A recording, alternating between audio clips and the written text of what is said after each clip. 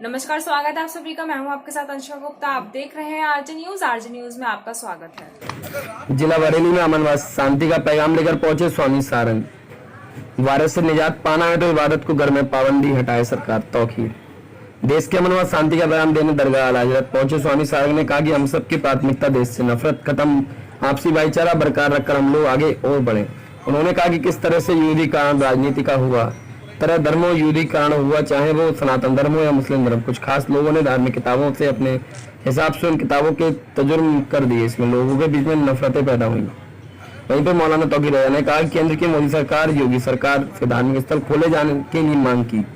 कहा कि जब बाजार बार मॉल खोले जा सकते हैं, धार्मिक स्थलों पर पाबंदी क्यों नहीं हटाई जा सकती। उन्होंने कहा कि अपनी अपनी इबादत करने का अधिकार है। कहा कि सरकार इस पर निर्णय ले, जल्दी धार्मिक स्थलों खोलने की इजाजत दे जिससे लोग अपनी इबादत कर सकें। जिसमें एक शब्दों के दो अर्थ निकलते हैं, तो वो आदमी मतलब परसेप्शन है, अपने अपने नफरत है नहीं। नफरत हमारे अंदर जबरदस्ती डाली जा रही है, फर्क हमारे अंदर पैदा किया जा रहा है। और इसमें सबसे बड़ी बात है कि मंदिर मस्जिद पे जब तक पाबंदी रहेगी, मैं समझता हूँ कोरोना से निजात हासिल करना मुहाल है, मुश्किल है। कोरोना से अगर निजात हासिल करनी है तो हमारे मंदिरों और मस्जिदों को पाबंदी मुक्त किया जाना चाहिए, पूजा की इजाज़त मिलनी चाहिए, नमाज की इजाज़त मिलनी चाहिए। स्वामी जी, जो जैसे और मेरी सरकार से जो मेरा मानना है कि जिस तरीके से किसानों के लिए एक बिल आया, उससे भाई किसानों को राहत पहुंची, बीच में से मंडी का मसला खत्म हो गया।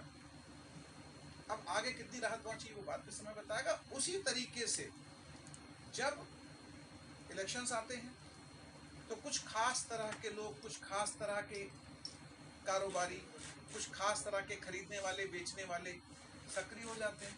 तो सरकार को उन लोगों को भी चिन्हित करना चाहिए, उनको भी उसका एक मापदंड निर्धारित करना चाहिए और ये पहचानना चाहिए। अभी मैंने थोड़ी देर पहले ट्वीट किया है कि भाई जिस तरीके से माफियाज्म के ऊपर नकेल डाली है, जिस तरीके से सरकार साफ सुथरी छवि लेके आ रही है, तो सरकार अच्छे लोगों के मापदंड क्यों नहीं निर्धारित करती।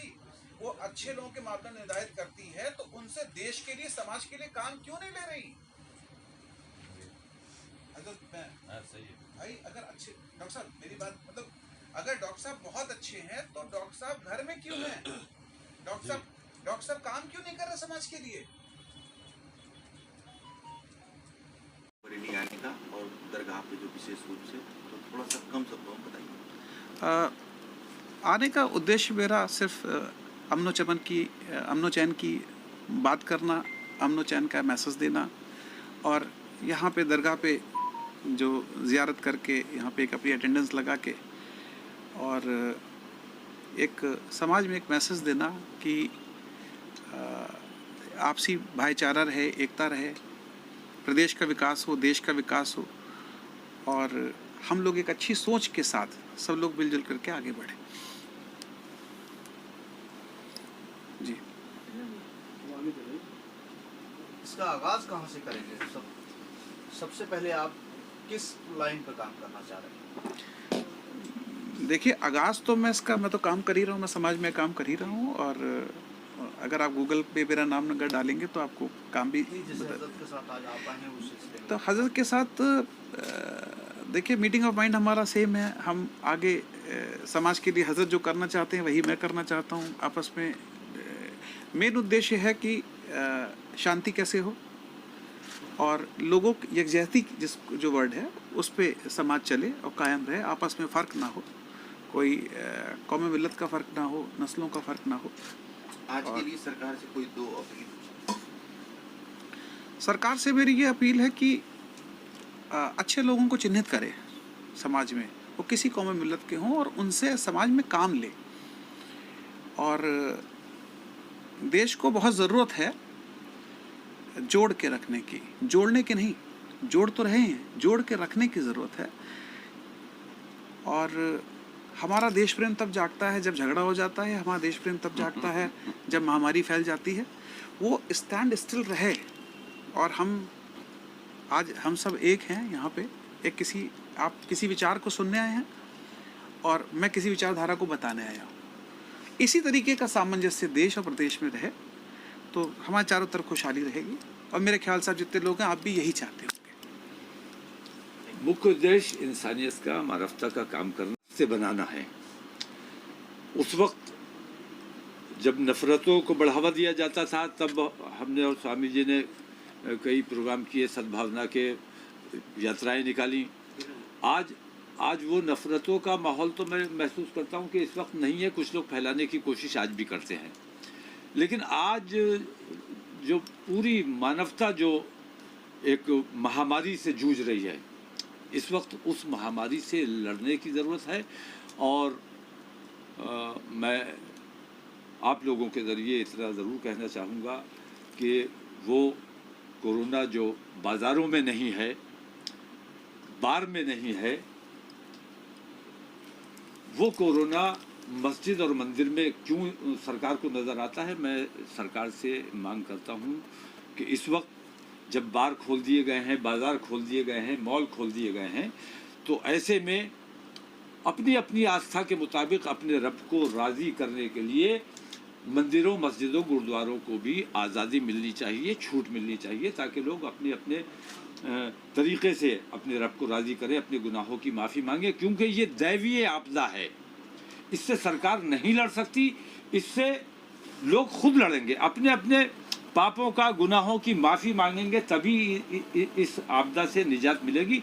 तो मुझे नमाज पढ़ने की खुली छूट मिलनी चाहिए, मस्जिदों को खुली छूट मिलनी चाहिए, मुझे मंदिरों में जाने की छूट मिलनी चाहिए, खुली छूट, मंदिरों को, मस्जिदों को खुली छूट मिलनी चाहिए, तभी हम इस आपदा से लड़ सकेंगे। तो इस वक्त हम और स्वामी जी मिलकर ये काम कर रहे हैं कि मंदिर और मस्जिद को आज़ाद कराना है।